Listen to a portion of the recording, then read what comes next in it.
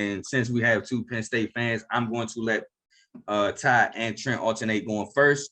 And actually, since I was out of pocket with the Michigan, I'm gonna let Trent start it off because Ty started off the last one. Trent, go ahead, give me something about Penn State. Well, this is the time we've been waiting for, fans. Sean Clifford is no longer the quarterback at Penn State University. We finally have Drew Aller coming in to take realm. This is truthfully, I think, probably one of the most exciting times just as a fan and for Penn State. We finally have a coordinator in place with his quarterback finally there, because Aller was a Texas guy before Yursich came to Penn State. And then Manny Diaz on the defensive coordinator side of the ball with an experienced defense. We have NFL talent on both sides of the ball, probably the best left tackle in college right now, and Olu Fashanu. Two great running backs that were freshmen last year in Singleton and Katron Allen. Really the biggest question mark for Penn State this year is going to be wide receiver. Dante Cephas came from Kent State, one of the better Maction wide receivers. And then we have a senior in Keandre Lambert-Smith returning. So I'm excited. Like I said, both sides of the ball, there's NFL talent. Just got to put it together and win the big games when it matters. We've done it in bits and pieces, but we've yet to put it all together.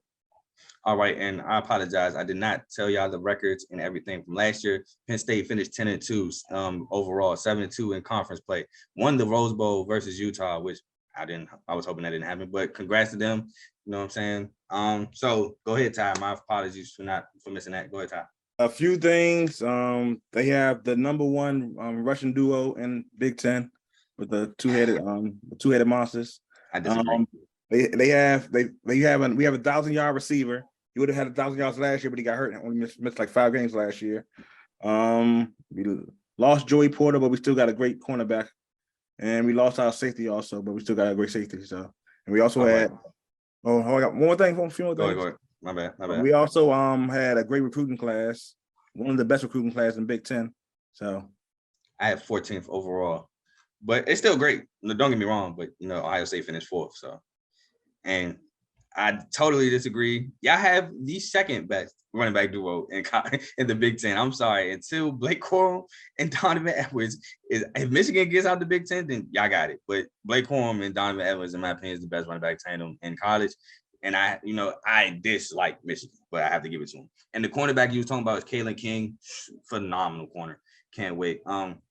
Just a little funny fun fact: Storm Duck transfers back in to transfer back out. So.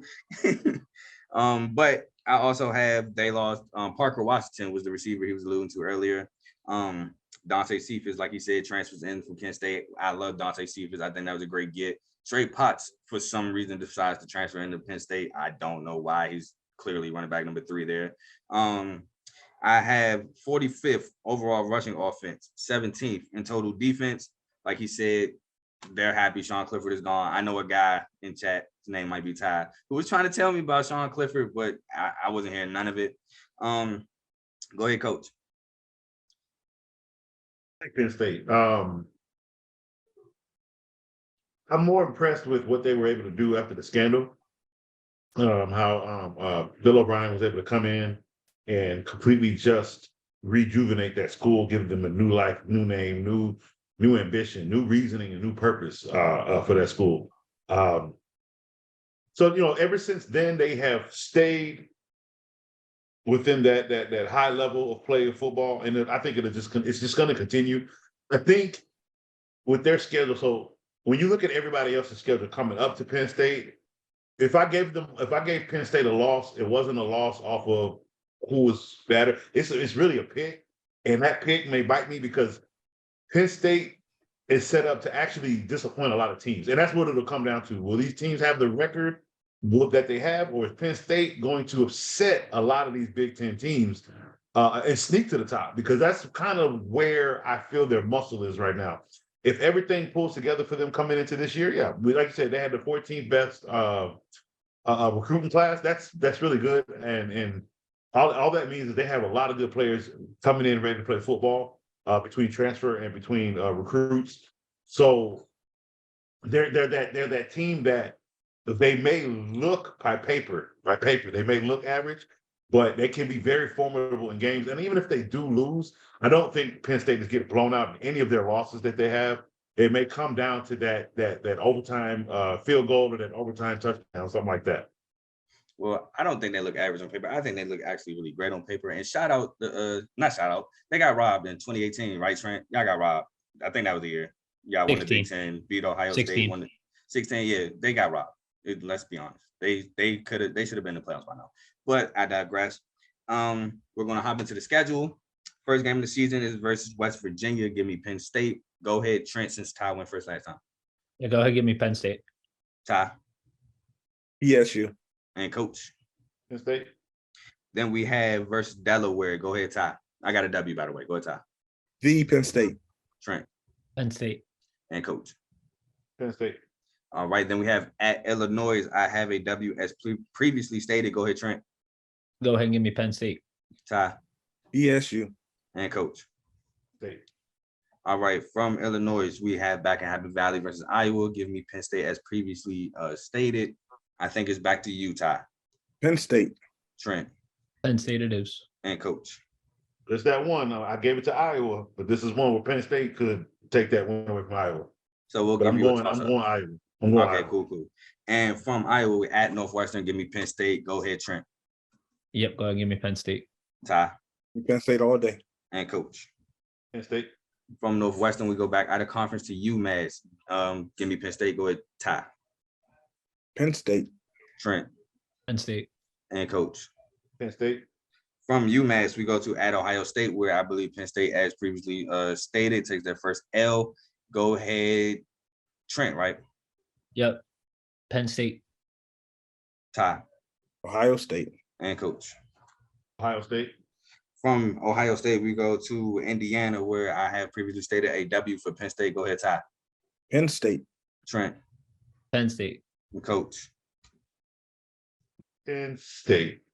From Indiana, we go to at Maryland. As previously stated, I have a W for Penn State. Go ahead, Ty. I think it's Trent. Oh, Trent. Penn State. Ty. Penn State. Coach.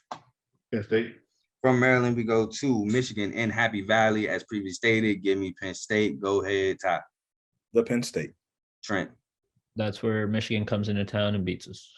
And Coach. Michigan. From Michigan, we go stay in Happy Valley for Senior Day versus Rutgers. Give me the W for Penn State. Go ahead, Trent. Penn State. Ty. Penn State.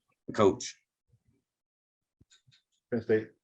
And to end the season, like I said, at Ford Field versus my Michigan State Spartans. Give me Michigan State to win to end the season. Go ahead, Trent. Or the Ty. But I got Penn State. We both got Penn State, so. Yeah. And Coach. Michigan State. All right, so that has Penn State at 10-2 again for me, 7-2 again in conference play. Michigan State for me owning the tiebreaker, making them above Penn State. Go ahead for me, Ty. I have them going 11-1, 8-1. Them going to the Big Ten championship. Don't you have Ohio State going 11-1? Yeah, no, 10-2. Oh, okay, but hold on, but you got them 8-1 in conference, right? Yeah. Yeah, so they were on the tiebreaker over y'all. No, they wouldn't at 10-2. But the conference don't matter. That one loss to Notre Dame doesn't matter. But then they lost to Michigan. That would be some weird. They would have to figure that out then on yours, because if they lose them, well, no, because you don't have Michigan now. You have them beating you guys, so that would be 8-1, 8-1. They were on the tiebreaker. For real? Mm-hmm. Because the one loss is non-conference. That doesn't count towards conference play. No, if they're all 8-1, if Michigan beat them, we beat Michigan. They beat us. You got it as a 3-way tie. Yeah. I don't know how they would break that tie. That's I had to figure that out. Okay, I got you. I got you. All right. So go ahead, Trent. I have Penn State 11-1 and then 8-1 in the conference as well. All right, and you have them beating Ohio State, correct? Yeah. So I have the 2008 3-way tie between Penn State, Michigan, and Ohio State as well. Okay, cool. And go ahead, Coach. 9-3. 9-3. All right, moving on.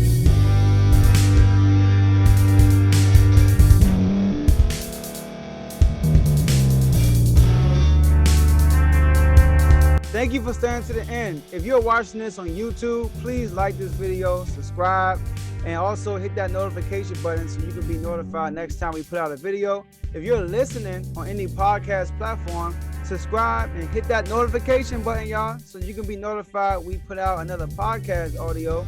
And last but not least, hit that share button. No matter what you're listening to or watching it, hit that share button and send it to somebody that you know that would love to watch this episode you just listened to. So once again, thank you for staying to the end, and we'll see y'all at the next episode.